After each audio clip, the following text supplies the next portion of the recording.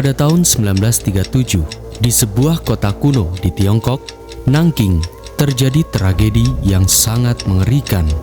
Di tengah Jepang menginvasi Cina, ratusan ribu warga Nanking meninggal akibat penghabisan massal secara brutal yang dilakukan militer Jepang. Bahkan di Harbin Manchuria, Tiongkok pun dengan kejam Jepang menjadikan manusia sebagai kelinci percobaan atau eksperimen manusia, tepatnya di unit 731. Namun, berbeda saat Jepang menjajah Indonesia di tahun 1942.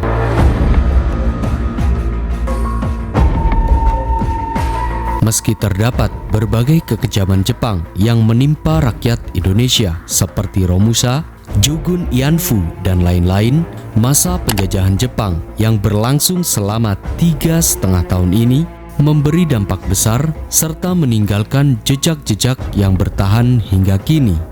Bahkan, dalam berbagai propagandanya, secara dramatis, Jepang berhasil merubah seluruh tatanan yang sebelumnya telah dibuat oleh Belanda, baik dari segi politik, budaya, ekonomi, pendidikan, hingga kemiliteran. Bagi militer Jepang kala itu, Indonesia merupakan wilayah yang sumber daya alam dan sumber daya manusianya bisa dimanfaatkan untuk Perang Asia Pasifik. Sedangkan bagi sebagian rakyat Indonesia, militer Jepang merupakan saudara tuanya yang kelak akan memberikan harapan serta cita-cita rakyat Indonesia, yakni kemerdekaan bangsa Indonesia. Video ini akan membahas berbagai warisan penjajahan Jepang hingga berbagai pengalaman pahit yang dialami oleh rakyat Indonesia.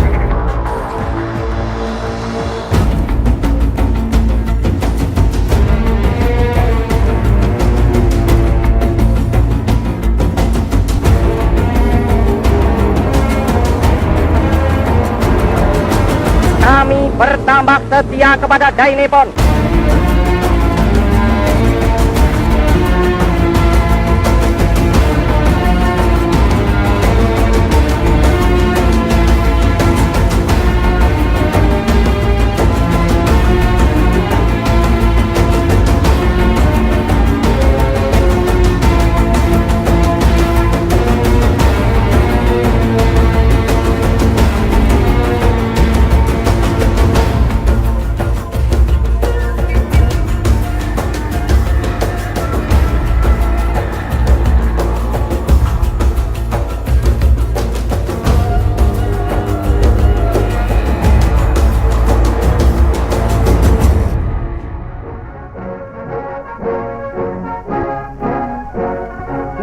Melihat bala tentara Dai Nippon yang gagah berani itu, berdebar-debarlah hati kami bangsa Indonesia dan bersyukur serta berterima kasih. Setelah militer Belanda kalah telak dengan Jepang dalam pertempuran darat, laut, dan udara dalam merebut wilayah Indonesia, pada tanggal 8 Maret 1942, Belanda menyerah tanpa syarat terhadap Jepang dengan menandatangani perjanjian kapitulasi Kalijati.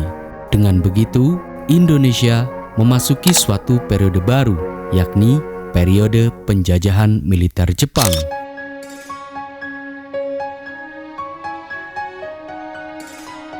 Di masa awal menduduki Indonesia, militer Jepang membentuk pemerintahan sementara yang kemudian dinamakan Pemerintahan Dai Nippon yang dipimpin langsung oleh Jenderal Hitoshi Imamura. Dengan begitu, Jepang leluasa merubah seluruh tatanan dan sistem yang dulunya dibuat oleh Belanda, salah satunya yakni dalam sistem pemerintahan. Berbeda dengan masa koloni Belanda yang hanya memiliki satu pemerintahan sipil yang berpusat di Batavia.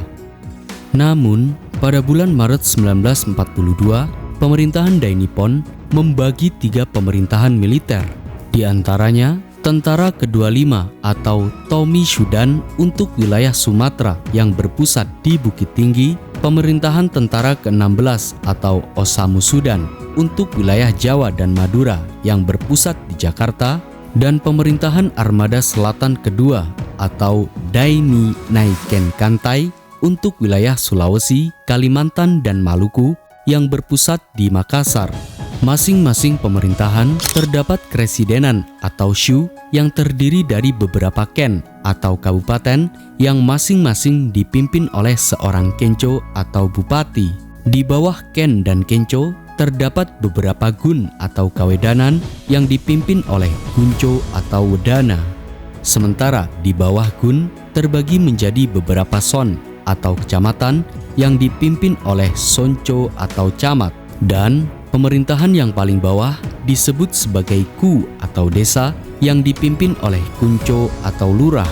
Jabatan kunco inilah yang pada umumnya dipegang oleh orang-orang Indonesia. Kita bangsa Indonesia harus memegang penghidupan untuk diri sendiri, sebab kita bukan lagi budak dari siapapun juga. Penataan sistem pemerintahan secara struktural ini dimaksudkan oleh pemerintahan Dainippon untuk lebih mudah memobilisasi rakyat dalam berbagai kepentingan serta memantau seluruh pergerakan. Bahkan, pemerintahan Dainippon kemudian membentuk berbagai lembaga departemen, di antaranya Departemen Umum, Departemen Keuangan, Departemen Perusahaan Industri, Departemen Lalu Lintas, dan Departemen Kehakiman. Tujuan dibentuknya berbagai departemen ini untuk mensosialisasikan segala kebijakan Dainippon kepada rakyat Indonesia dan untuk memudahkan Dainippon dalam menjalankan pemerintahannya. Sekarang di bawah pimpinan Dainippon telah dibuktikan bahwa bermacam-macam barang yang dulu disangka hanya dibuat oleh luar negeri saja dapat pula dikerjakan di Pulau Jawa. Dengan adanya sistem pemerintahan yang dibentuk secara struktural yang bahkan melibatkan rakyat Indonesia ini, pada hakikatnya disambut baik oleh sebagian besar rakyat Indonesia. Dan untuk menjalankan berbagai propaganda demi kepentingannya dalam Perang Pasifik, Jepang kemudian membentuk beberapa organisasi dan agenda propaganda.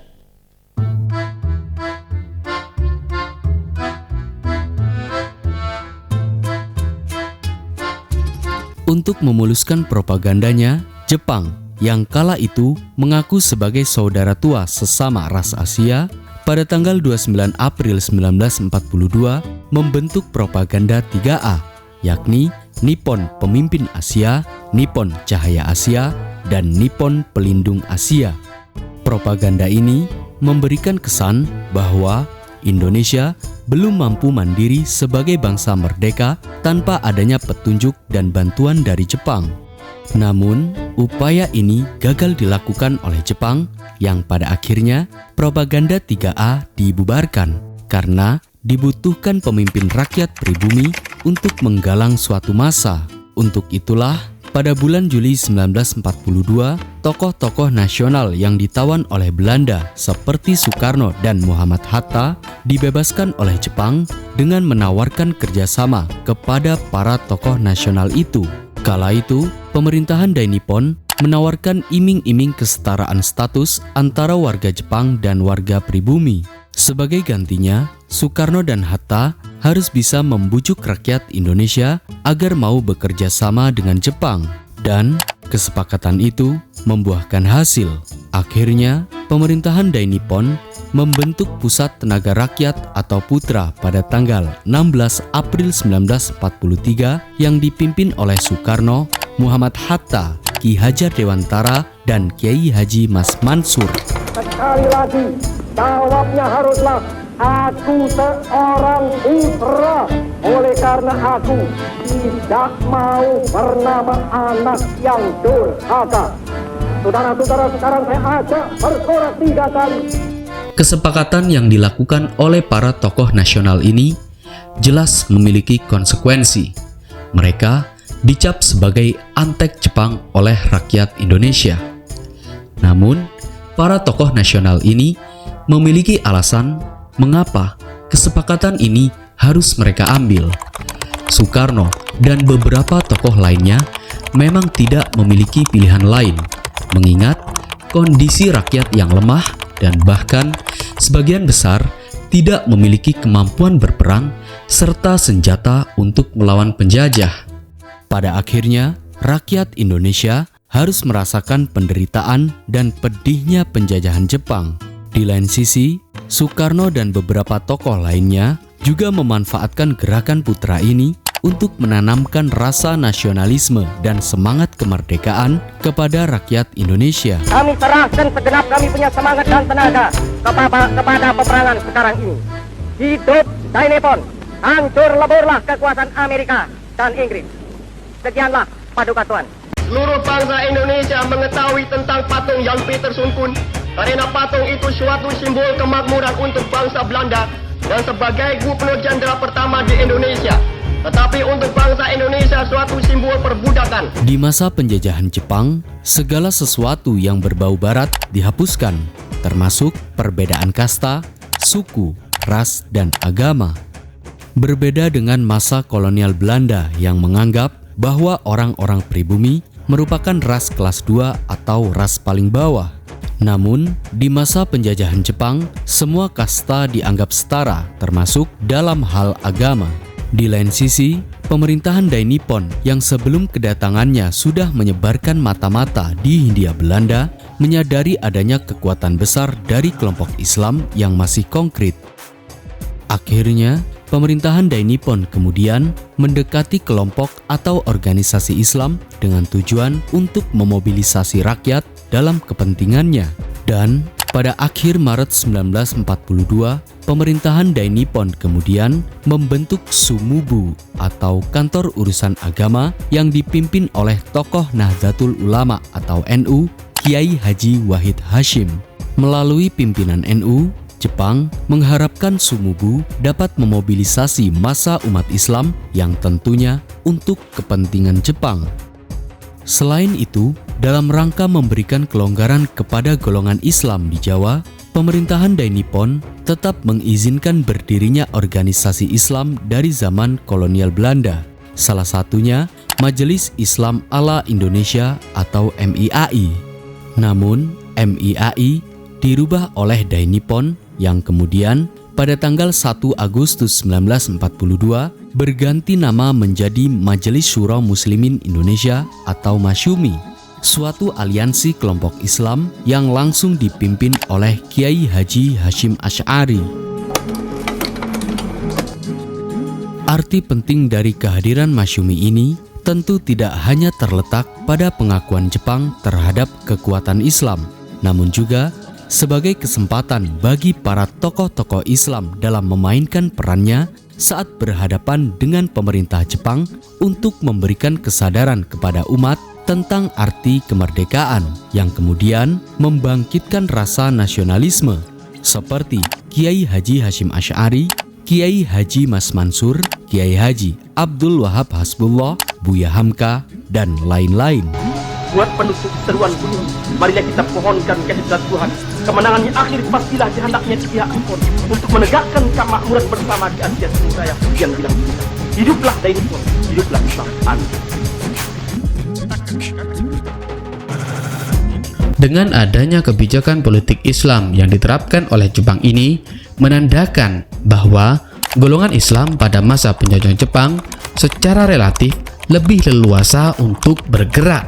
Namun, bukan berarti golongan Islam selalu mengekor pada pemerintahan Jepang, karena banyak praktek-praktek yang menyebabkan sebagian dari tokoh-tokoh Islam yang menarik diri untuk tidak bekerja sama lagi dengan Jepang. Bahkan, hingga timbul sebuah pemberontakan kepada pemerintahan Jepang dari pihak kelompok Islam seperti pemberontakan di Singaparna, Indramayu, hingga Aceh.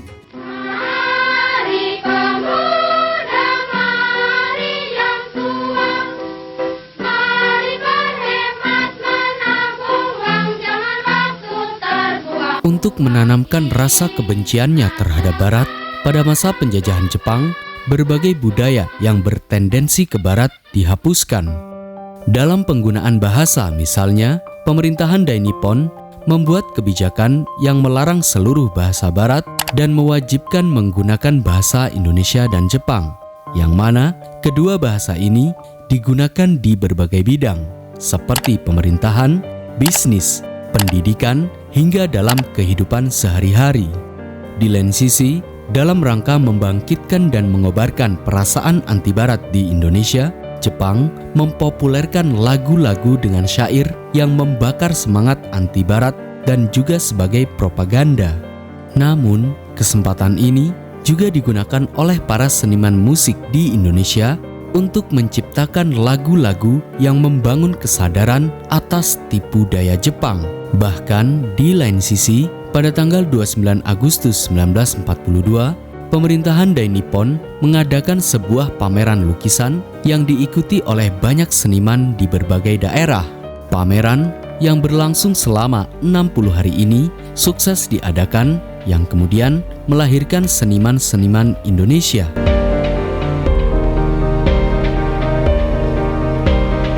Kondisi budaya yang terjadi pada masa penjajahan Jepang memang berubah secara signifikan. Bahkan, pemerintahan Dai Nippon berusaha untuk menjepangkan Indonesia. Kala itu, pemerintahan Dai Nippon menerapkan budaya seikere atau membungkuk kepada bendera Hinomaru. Selain itu, kalender yang digunakan di Indonesia juga menganut sistem Jepang. Akibatnya, banyak dari kalangan ulama yang menentang aturan yang dibuat oleh Jepang.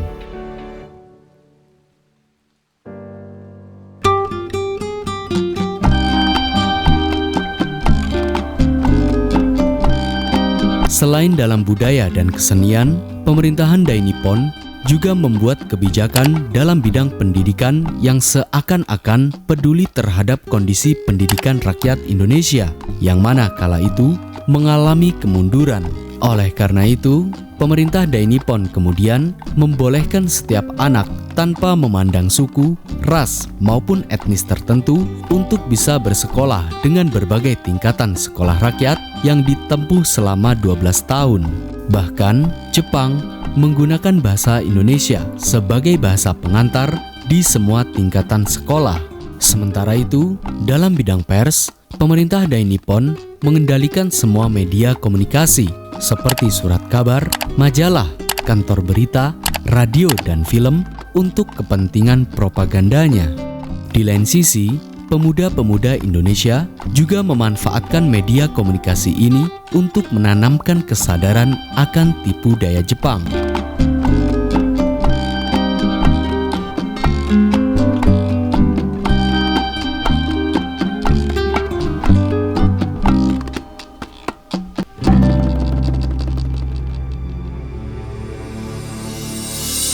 Sensei, mereka ini Dai Nippon gun ayo terno, go ayo ninao ni tariri, dan sedang kai nani managa kure ni sugin, yotte ikang. Sejak pertengahan Maret 1942, pemerintahan militer Jepang berencana untuk melibatkan rakyat-rakyat pribumi di berbagai daerah untuk menjadi militer.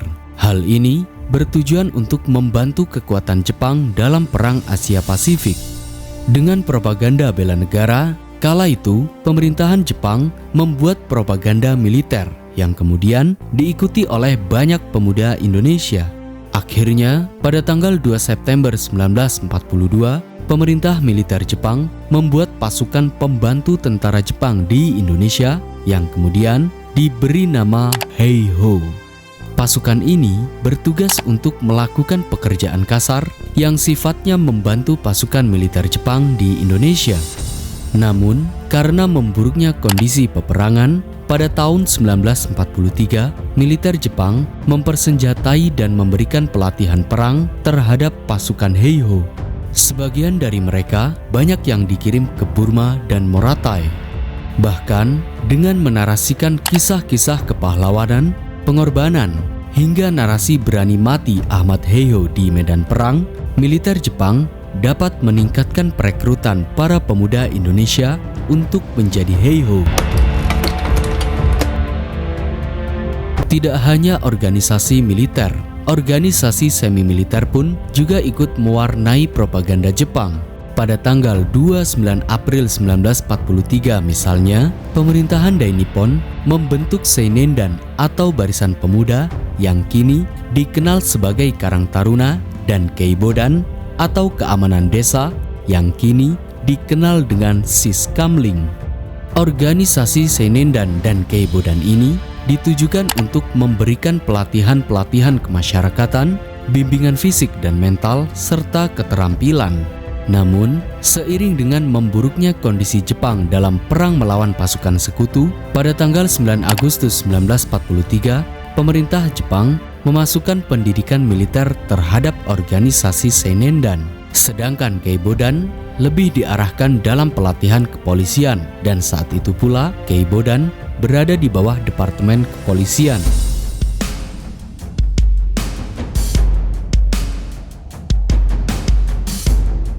Seiring dengan terdesaknya Jepang dalam Perang Pasifik, pemerintah Dai Nippon kemudian memberikan janji manis tentang kemerdekaan Indonesia kepada para tokoh nasional dengan memberikan tawaran untuk membentuk pasukan militer. Akhirnya, pada tanggal 15 Oktober 1943, Kesatuan Pembela Tanah Air atau PETA dibentuk oleh pemerintahan Jepang dengan pembagian pangkat seperti Daidancho atau Komandan Batalion, Chudancho atau Komandan Kompi, dan Sudancho atau Komandan Peleton. Dalam melakukan perekrutan anggota PETA, pemerintah Dai Nippon juga melibatkan tokoh-tokoh agama dengan menanamkan cinta tanah air berdasarkan ajaran agama. Ironisnya, perekrutan tentara PETA ini dimanfaatkan oleh pemerintahan Jepang untuk mendukung Perang Asia Pasifik dan mempertahankan kekuasaan Jepang di Indonesia. Walaupun pembentukan PETA hanya dimanfaatkan oleh militer Jepang, namun ada sisi baik dengan adanya pembentukan PETA ini. Melalui pendidikan khusus dan pelatihan rutin yang diberikan oleh Jepang, membuat semangat patriotisme dan semangat nasionalisme tentara PETA terhadap bangsanya yang terjajah semakin besar.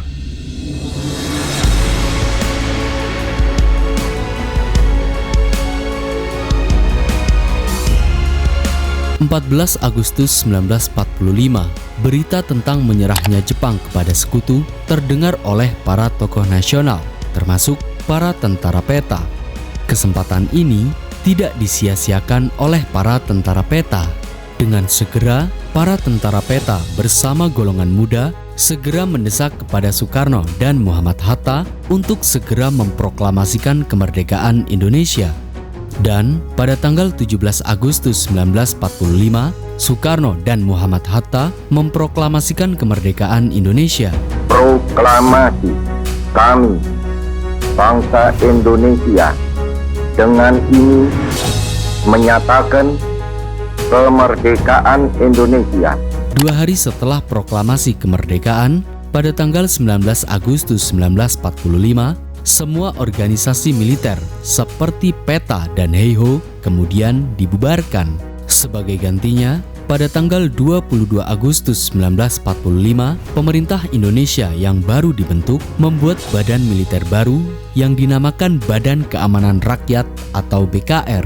Anggota kesatuan BKR ini terdiri dari mayoritas tentara PETA, Kenil, dan beberapa gerakan militer maupun laskar. Dan seiring berjalannya waktu, tentara BKR ini kemudian berubah nama menjadi Tentara Nasional Indonesia atau TNI. Marilah kita bentuk Tonari Gumi selekas-lekasnya. Bagaimanakah cara pembentukannya? Lebih dahulu 10 atau 20 buah rumah tangga dalam sebuah ku dipastikan sebagai satu Tonari Gumi. Dalam satu Tonari Gumi ada seorang Tonari Gumi Cok yang ditunjukkan oleh anggota-anggota Tonari Gumi dan kemudian diberi izin oleh Kuco. Karena itu marilah kita teruskan perjuangan ini sampai ke ujung-ujungnya. Tahanlah menderita, tahanlah kesukaran. Kebesaran kita tidak dapat kita capai di atas kasur bantalnya kesenangan. Kebesaran kita itu hanyalah kita bisa capai di dalam api unggunnya perjuangan. Marilah saudara-saudara bersiap.